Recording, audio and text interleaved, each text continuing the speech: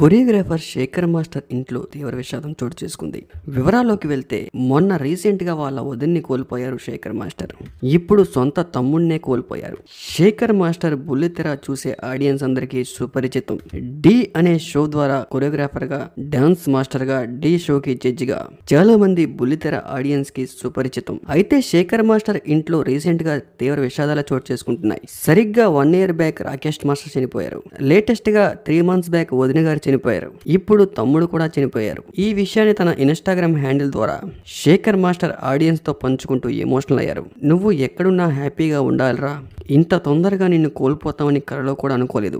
నువ్వు మా మధ్య లేకపోయినా కూడా ప్రతి సెకండ్ కూడా నువ్వే గుర్తొస్తున్నావురా అంటూ ఎమోషనల్ అవుతూ ఇన్స్టాగ్రామ్ హ్యాండిల్లో తన బాధని ఆడియన్స్ తో పంచుకున్నారు శేఖర్ మాస్టర్. ఇలాంటి పరిస్థితి ఎవరికి రాకూడదు.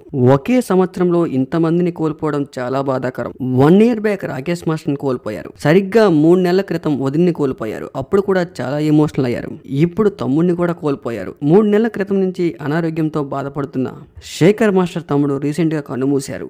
ఈ విషయాన్ని తన ఇన్స్టాగ్రామ్ హ్యాండిల్ ద్వారా ఆడియన్స్ తో పంచుకుంటూ తీవ్రంగా ఎమోషనల్ అయ్యారు శేఖర్ మాస్టర్.